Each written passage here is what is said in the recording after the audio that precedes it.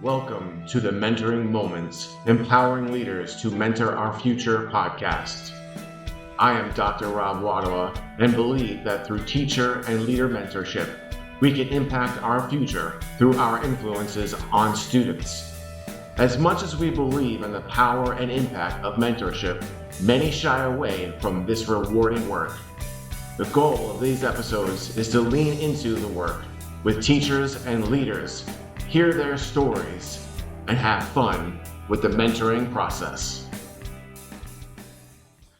All right, so welcome to Mentoring Moments. And what is the most important metric in a school that wasn't a test score, right?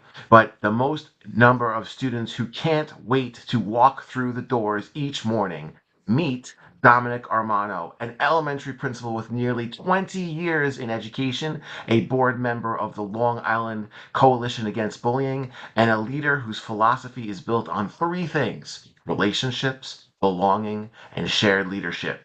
Whether he's empowering staff, partnering with families, or inspiring kids to lead with kindness, Dominic's mission is to build a school community where every person feels seen, valued, and eager to contribute. Today, we're talking about leading with heart, creating a culture that resists bullying before it even starts, and of course, whether he'd rather mentor an incredible relationship builder but struggles with deadlines, or a teacher who's highly organized but struggles to connect with kids. So, Dominic, welcome to Mentoring Moments. How's it going, man? Wow, Rob, thank you so much for having me. That introduction just makes me seem a lot cooler than I actually am, so I appreciate that. If you could actually maybe tell my wife that, that would be great. That so no, but listen, it's a pleasure to be here on the show. It's an honor, man. I love talking to you. I love hanging out, so it's gonna be a good time. I'm really excited about it. Yeah, it was so great to connect. I guess it was a year and a half ago. We were at a conference, and it was like, oh my goodness, and then we've kind of stayed in connection, done some other work, with some other organizations, which is great. And just like we know on Long Island, we always connect at all these different conferences. So it's so great to be teaming with you on a lot of different levels. So I'm going to jump right into our first theme questions here. So this is our theme of building a culture of belonging and safety. And this is really interesting because you wear many hats, right? So this is a question of, like, you serve currently on this Long Island Coalition Against Bullying, and so beyond kind of the programs that you kind of talk through, or that you work through, what are some of the tangible daily practices that you might have embedded in your school from that coalition to build a culture where bullying and struggle can take root? And this is a fantastic question. And quite honestly, Rob, you mentioned it. We're both on Long Island, so I do have to give a huge shout out to Joe Salamone, who's the founder and executive director of the Long Island Coalition Against Bullying. I've worked with him over the course of many years, in the capacity of being a board member, in the capacity of just kind of helping and advising. I think one of the biggest things in or takeaways from that organization is creating that true culture of caring within your school community, right? And it's fostering this understanding that we are a family and that we are here to support each other. And it's easier said than done, right? I'm a firm believer in that comes from the top, specifically in the messaging to the kids, right? And also just when we commit to do something as a team, as that team building, as that social emotional learning piece, it has to be more than a one shot deal. So really, it's just a overall approach in nurturing every single aspect of a child's development. Um, Working with Joe and that partnership and having him come in, and he's come into my building and we've done workshops together and he's actually spoken to my students and has really gotten like hands-on with them about just what bullying means. But then when he leaves, taking it to the next level by making sure that the kids just truly feel supported. And then putting them together through restorative circles and just making them feel like that they're part of a family, creating that culture of we are who we are a family, we're here to support you.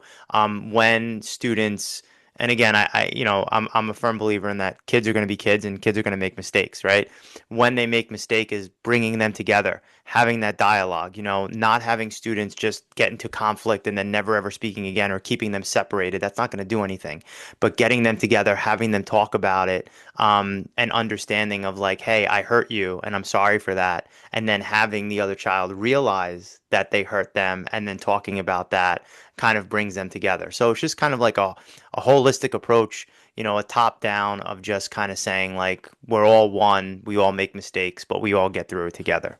So, like I said, it's easier said than done, but it's more of just a philosophy and practice. So, You really hit on some wonderful points here. So I just dropped an episode with a good friend of mine, Dan Brazil. He's an art teacher, and he talked about kids being kids, right? hmm And he teaches in a junior high, and he had a kid that was like being a little bit of a knucklehead, and he's like, "Hey, can't you just be normal?" And the kid turns around and is like, "Mr. Brazil, what were you like when you were 12?" Right? And he's like, "Oh, it was just like you, like so like the kids are kids, and yes. um and you really touched on something that Darren and I really unpacked a couple months ago, like being a school leader, but and also being a teacher. I always believe teachers are leaders and leaders and teachers, hmm but we have to parent our kids. There's so Yes. many times that you, as a building principal or as a district leader, you're sitting with a child and you're talking through things, and it's the same conversation or the same approach that I had with my daughters. So it's so important and I'm so glad that you brought that up because it's a family. Yes, And when you 100%. and when you look at the when you look at your building and your kids that you work with as a family, you treat them differently, and they're all gems. So that's awesome, and I hope that I'm sure that you inspire your teachers to do the same through that modeling, which is fantastic. Yeah, I think one of the things like you just kind of hit the nail on the head. Elementary specifically, I've been an elementary school teacher, administrator my entire career. You know, they're in that building for the most time that they're in any educational setting ever. So by the time these students enter in sometimes pre-K or even kindergarten and then leave in fifth grade, if they don't have that, like we're together, we're one, we're a family, they're never going to get that anywhere else. And I believe that's really important that we have that philosophy. Like I said, sometimes we have success, and sometimes we don't, but I like to try for that and push hard for that. So. Yeah, so you're right, and one of the things that I work hard as a district leader is I look at the buildings and I try to figure out where to bridge the gaps between hmm buildings. So every time you change a building, what activities are we doing to bring people in or bring the older kids down? So this way there's that cohesiveness, and of course as they move older, they move into the academic realm. So with that thought in mind, here's my next question for you: How do you mentor a teacher who believes that academics should be first? And to see that the kind of and to get them to shift to kind of see that social emotional learning and that sense of belonging is foundational to their academic success. This is probably I've experienced this so many times through my career. And honestly, I hate to sound so, I don't know, like stereotypical or like, but I'm currently writing, actually I'm editing a book right now with Road to Awesome. You had mentioned Darren Peppard. Shout out to Darren Peppard. But one of the topics that we talk about is setting the tone, right? Setting the tone as not only an instructional leader, but as a mentor. I know that's right up your alley, Rob, and all the stuff you talk about. But I do believe that this comes with the messaging, right? So educators, teachers, for the most part, in my experience, especially in elementary school, they're given a curriculum, they're given a scope and sequence, and they have to get going, right? When, especially in a world, unfortunately, that we live in where, data means something, they look at the data, they look at test scores, and now we have to drive instruction. What are we going to do? As a very early assistant principal, I've been doing this for a total of 13 years. I was a fairly young assistant principal. I was 28 years old when I was first appointed to be an AP in New York City. And my mentality was, yes, scope and sequence day one, data, data, data, data, data. I had to take a step back and realize that that wasn't really doing justice to the kids because when students have a relationship with their teacher, and they feel comfortable with the teacher, they ultimately do better. right? When kids feel comfortable coming to school and want to come to school, they do better in school. It's the same thing like us as adults. Like if I feel comfortable or I want to go or do something, I'm usually better at it because I want to do it. If I don't want to do something, I'm going to be cranky about it and not want to go. Same thing with kids. Kids are just little versions of adults, right? So it was my messaging. It was the way I set the tone, and I actually come up in front of my staff every year during that opening faculty meeting that we have on Superintendent's Conference Day or Chancellor's Conference Day in New York City, and say it's okay for you to pause, get to know your students. And my messaging has been, I want you to do that. I want you to take a step back. Obviously, we're here to teach the kids and you have to do that, but I want you to get to know them first. And if that takes you a week or 2 weeks or even a month, I'm okay with that. Obviously, I don't expect them to not teach in the first month, but, the idea there is to take time to make building a relationship with your kids part of the curriculum. And that comes with me, like I said, in setting the tone. When I first came to the building I'm in, I spent 16 years in the city, and this is my third year currently where I am on Long Island. I took my first pretty much 6 months and listened and got to know my staff, met with them one on one, asked them questions, talked to them, not even so much about who they are as an educator, just who they are as a person, marriage, kids, sister, husband, uncle, sports teams that they like. Because I believe that the relationship is what drives the success. So it's all about that modeling, setting the tone, and letting teachers know it's okay. It's okay to take a minute to get to know your kids before you jump right into it. Yeah, it was just reading John Maxwell a book about building leaders, from as a leader, and one of the things that he talks about is when he was young in his career, he made the mistake of thinking that he could just move through things, and then Yep. he talks about that how you've got to build a relationship, and how we can't do anything without having that relationship first. You talked about data over relationships, and one of the things that I think is really important for people to realize is we always talked about data driven instruction, but it really should be data informed Mm-hmm. decisions. We talked about data driven instruction. No, data informed decisions because there's a story behind there. And if you Yep. have that relationship with your kids, you're going to know that story. And, so you're sitting in at a team meeting and you're talking about the data, and then you're like, but you know what? The reason the data is like that is because of this. That's so powerful. And, those are the things that we do. And I'm so glad that you're instilling that in your staff. It's the same thing I say to my first year teachers and my new teachers all the time. That the old saying, people will forget what you said, they forget what you made you did, and I even add, they'll probably forget what you taught them, but Mm-hmm. they'll never forget how you made them feel. So if we can empower our people and empower our kids, they're gonna move forward. And this thing that I've been talking about, thinking about writing about recently, so I'll kind of put a teaser out there, is that I think we've been using the wrong term for many years. We talk about classroom management. We should talk about classroom leadership. And if we Mm-hmm. classroom leadership, what will happen is we have our kids buying into what we're doing, and they're going to buy into the classroom. And none of those kids want to be bossed around like by a manager. They want to be cared for and empowered. Yeah. Which takes me to the next theme. I did that perfectly. Wow, shared leadership and empowering others. So your approach is rooted in the shared leadership mindset, right? So give us an example of a time that you may have handed over a significant decision or leadership to your staff or your students, and what was the outcome, and then what did you learn from that? So I struggled with this very early on, and I actually have the perfect scenario for you or story. So again, I was, I love when I look at my career and I look at it as a whole. I am amazed. I consider myself lucky, right? I honestly don't think I'm an expert. I'm not this like educational guru.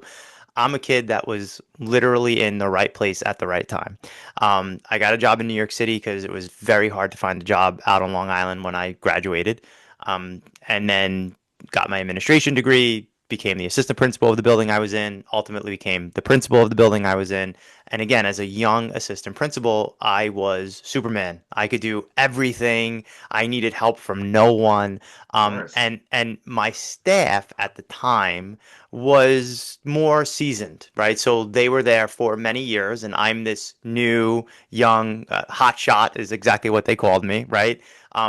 who I felt like I had to prove myself, and they also reminded me several times, like, hey, you have to prove yourself, right?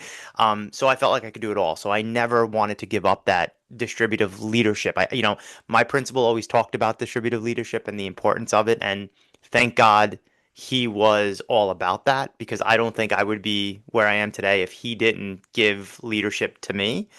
But I struggled. So anyway, there was a teacher in my building. She was a special education teacher. She was probably year two or year three. Her name is Christina Lamarca. I'm going to give her a shout out. I know she's going to listen to this. But she was probably like year two or year three. She was teaching fourth grade, and it landed on my desk to coordinate a fourth grade trip to Albany. The kids would go to Albany and they would perform and sing, and it was a thing. The trip was it happened just around the same time as New York State assessment. So here I am, like, doing the test coordinator thing, trying to plan this trip, like multitasking, all this stuff. And my principal was literally like, you have to give one thing up. So I said, all right, since Christina is, she's a fourth grade teacher, I said, you know what? I called her in. I said, listen, why don't you help me plan this trip? So I gave her everything to do to plan this trip to fourth grade. It kind of made her the point person on it.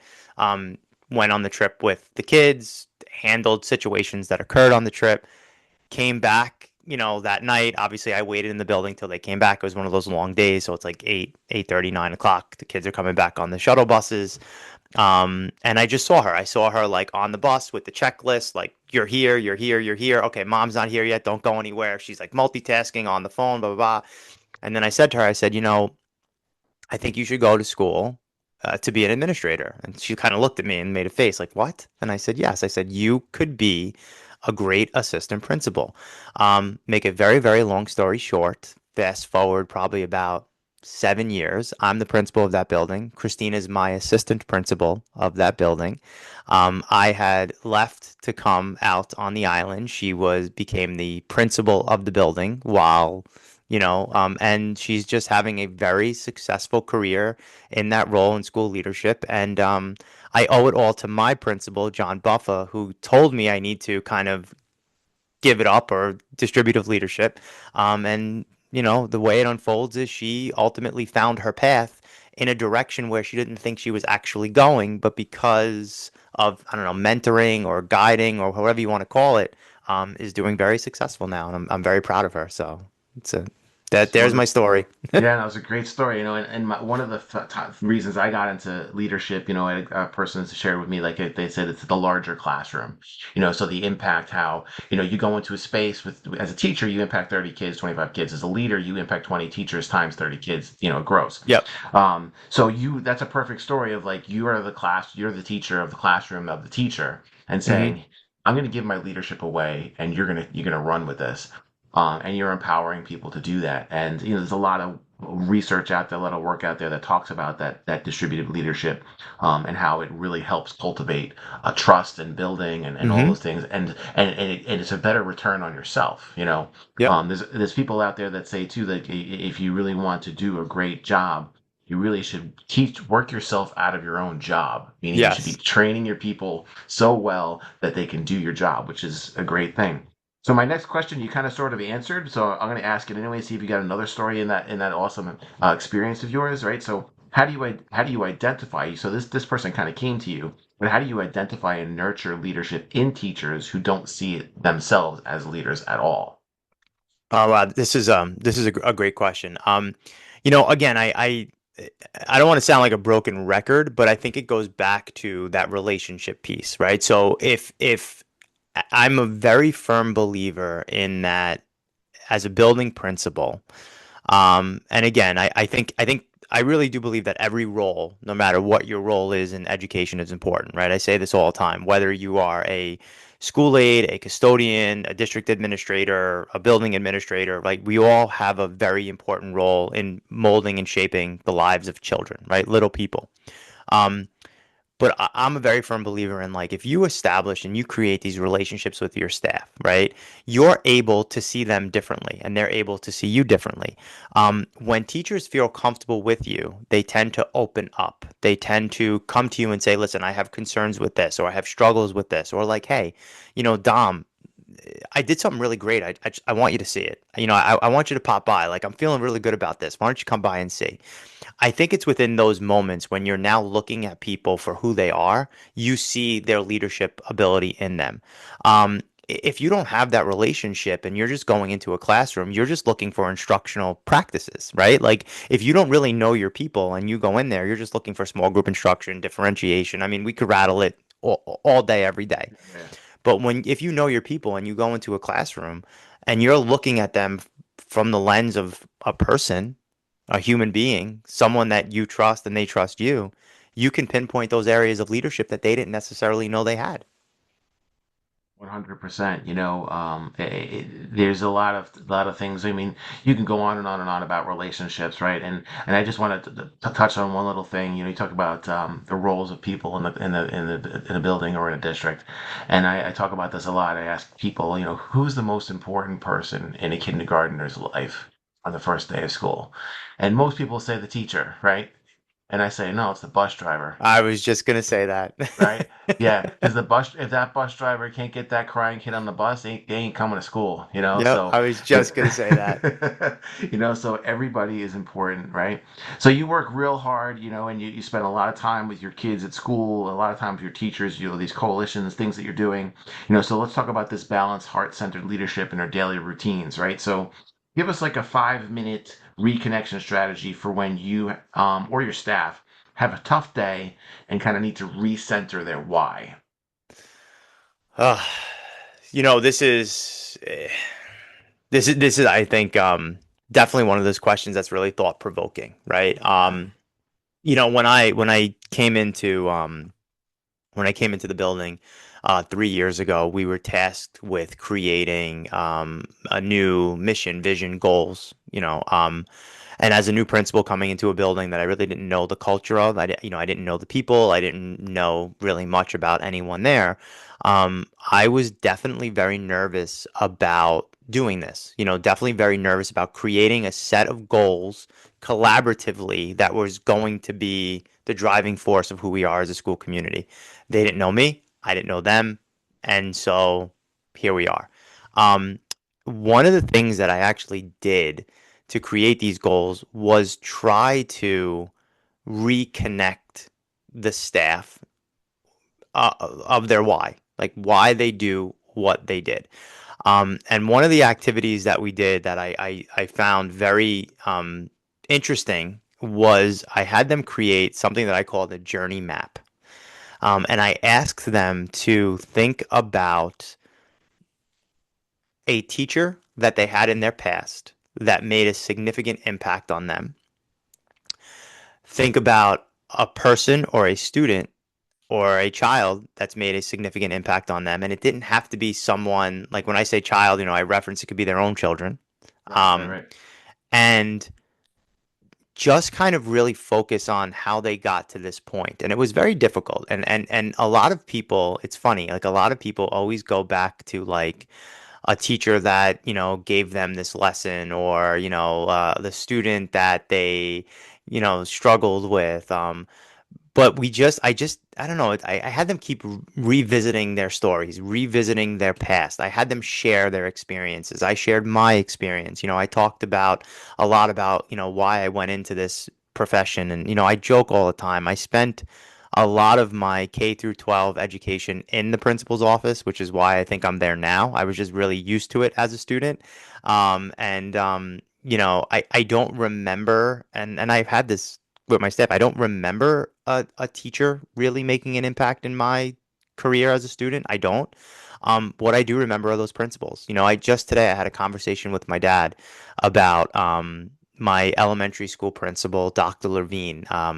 We ran a fundraiser for the Ronald McDonald House, and I had raised the most funds. And one of the awards was that he would take us out for breakfast. And so me and a friend got in Dr. Levine's car. This was like 1991, so it was a different time. Got in his Different times, car, right? yeah, drove us to the Olympic Diner in Deer Park and Oh ordered yeah, yeah. breakfast. And I remember that. So again, it was just about like having the teachers remember those small moments of their world and kind of connect them with why they do what they do. And sharing my experience and having the courage to do that, like standing in front of a brand new staff and telling them that their principal was the kid that sat in the principal's office. That was a lot, but in the end we did get a lot of stories, and I did get a lot of teachers saying that, I brought back memories of them that they forgot, and and you do see it, you do see that, but that is tough, Rob. I'm not gonna lie, that's a tough one to accomplish and do, and Yeah. but Yeah, no, I agree with you, and similarly, this is my first year where I am, and my teachers had five of me in the past 7 years, so a lot of okay, inconsistency. yeah, So I was like, same idea. How do I regroup our department? How do we redo this? So similarly, but I used belief statements. I had okay, my yeah. staff, yeah, we had created a belief statement, and the question that I asked them with, and we did a Menti meter. I said to them, what do you want our kids to remember after a year with you or after going through our entire K through 12 program? What do you want them to walk away with? And we came up with a whole bunch of different things, right? So then we surveyed it, got some things, but then we started creating statements.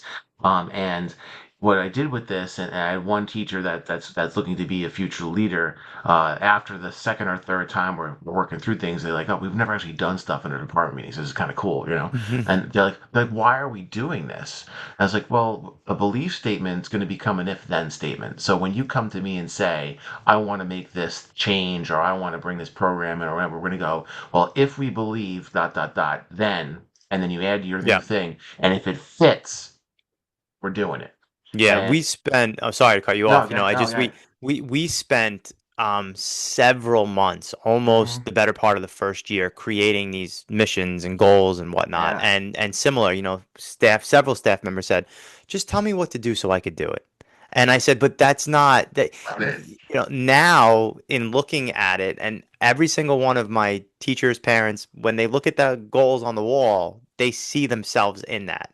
And so like what you were saying, I think that's key is that you take your time. If you're gonna do it, you're gonna do it right, and Yeah. yeah, so that's awesome. I love that. I think that's great. I actually wrote down what you said. I think that's a great activity to do. Yeah, and like it allows you to figure out how do we operate, and so when people come to me with ideas or weird things or they want to get rid of something or whatever, you just go back to the belief statement and say, well, does this match this? Yeah. So you talked about, we're talking about a little bit of balance here, right? So as a husband and father, and you and I are similar in that case, how do you model and communicate the importance of boundaries, right? Between being a devoted principal and being devoted to your family and to your staff. Also something I was not good at, and I'm still learning to get better Yeah. at. I'm not gonna lie to you. Yeah. I say this all the time. My wife, if she does listen to podcasts, sometimes I'll do a podcast with Darren Peppard and Todd Bloomer, like once a month. We try and get on and do something. I always give her a huge shout out because she is the most patient wife in the world. And the reason why I say that is because I made a huge mistake year one as a principal, and I talk about it all the time, and I'm gonna talk about it right now. My son Michael, he is 4 years old. He's in pre-K. He was born in 2021, which was my first year as a principal. So my wife was very pregnant in the summer of 2021, and I get a phone call from my superintendent. I was in the city at the time, and he said, "Congratulations." He's like, "John is retiring, and you are gonna be the principal of PS 84." And I said, "Wow." I said, "Dr. I was speechless. I was running a summer school at the time. I said to Dr. Capasto, I said, "That's amazing." I go, "But I have a problem. There's a really big problem." He goes, "What's the problem?" I said, "Well, my wife is very, very pregnant, and her due date is the first day of school." And he said, "That's not a problem. That's a blessing." He says, "You take a couple days off and then you come right to it." I did not take his advice. So I brought Sarah and Michael home from the hospital on a Sunday, and I went to the first day of school on a Monday. And I did not take a single day off until December when my wife sent me a text message and said, "Hey, I've been home for 4 months. You're going to take a day off."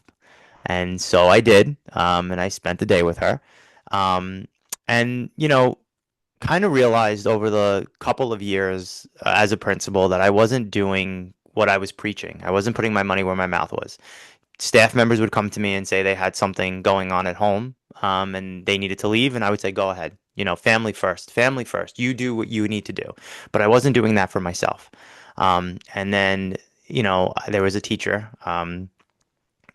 I remember it was probably my last year in the city. And I forget something, there was something happened. Someone got sick. I don't know if my daughter was sick or someone was with a fever or one of those things. And my wife couldn't leave. And I had like this, like, and the teacher basically said to me, like, did you ever think about just taking your own advice and just family first? And it was that point on, where I really started to make a conscious effort because I saw my kids were getting older and I was missing out on that. That was part of the reason why I left the city and came to Long Island. I wanted to be closer to home.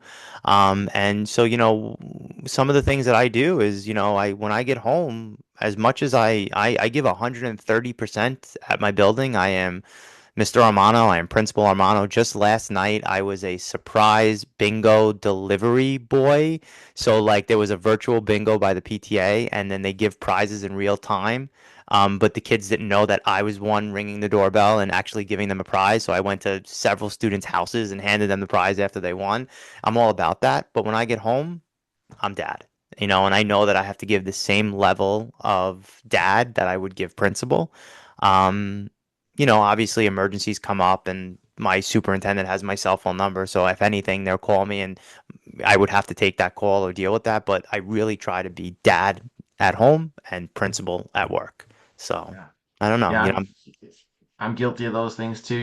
I said family first all the time, and at one point Kim had said to me, you say it to everybody else, but when are you going to start doing it yourself? yeah, And I never missed any of my daughter's concerts. My oldest has just started college, and it's been great ride.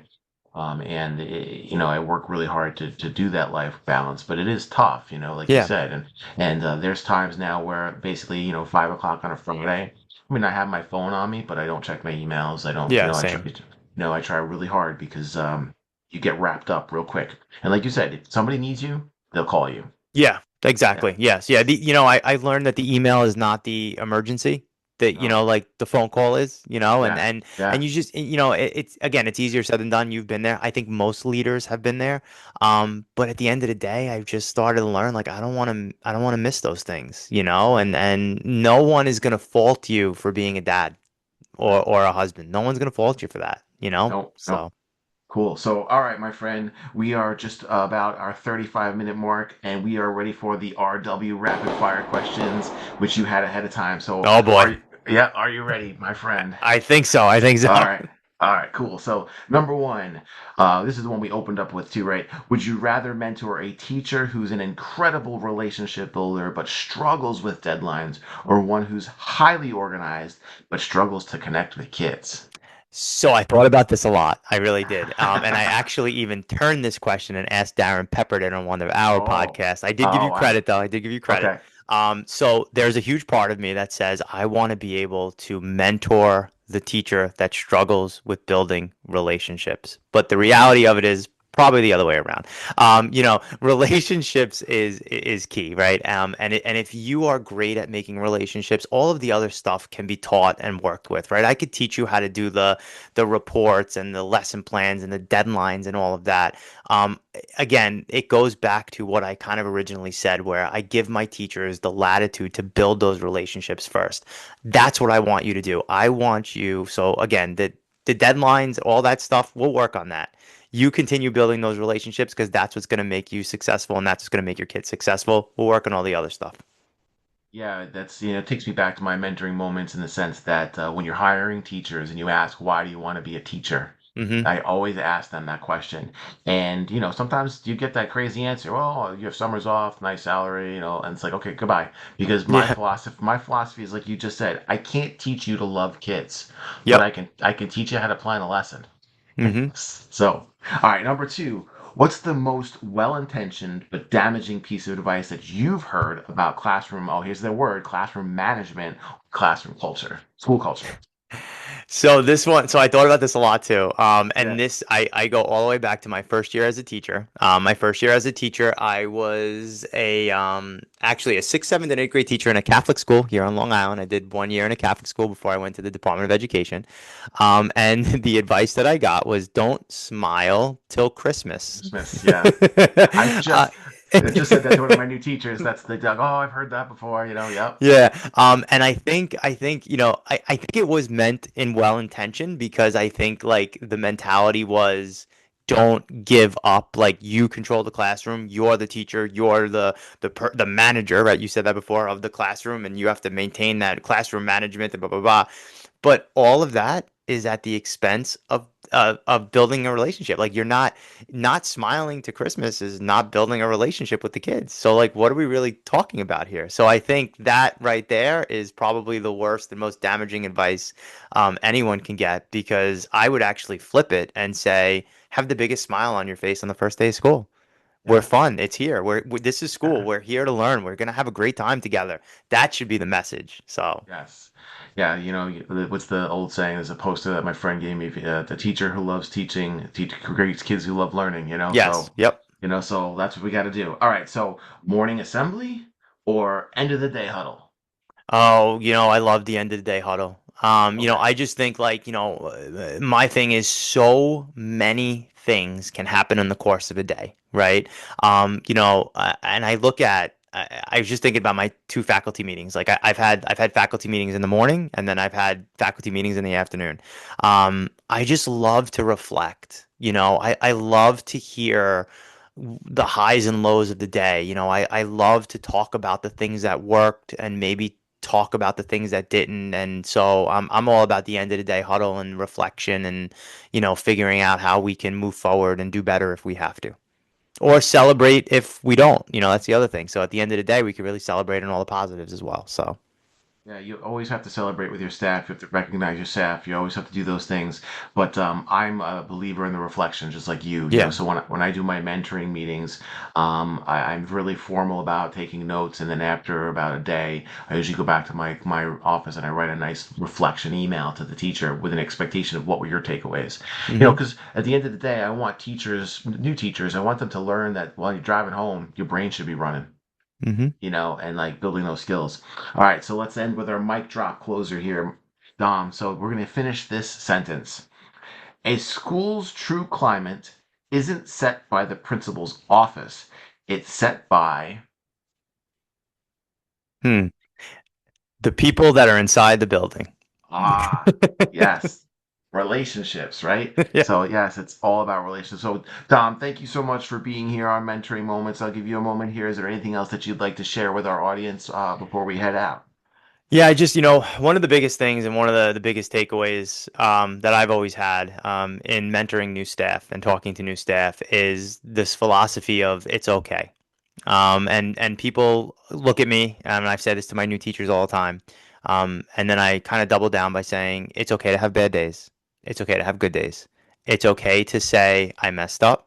It's okay to say I want to do better. It's okay to say I did great. It's okay. At the end of the day, if we have this philosophy of continuous improvement or growth, and understanding that mistakes are going to happen, it's okay because we're going to get through it together. And so that's the biggest piece of advice I have for new teachers. And I kind of wish someone gave that to me early on because, as I reflect and look back on my own career, there were plenty of times I went home and I was just like not okay with saying it's okay. So, That's a great piece of advice, and I'll just give a pro mentor tip based on that. So I just came up with this year. So for new teachers, and this is a great little strategy, tell them to start a journal. So when those good things mm, happen, they can write it down because you and I know they're not going to get those positive notes right away. So this is true. if they journal down what the positive things are, and then they have that bad day, they can go to that journal and they can go, "Oh, I'm here for a reason." So that's my pro mentor tip. So thanks so much, Dom, for being here. Thank you all for being part of Mentoring Moments, and we will catch you soon. So thanks again, and have a good one. Thank you, Rob. Yep.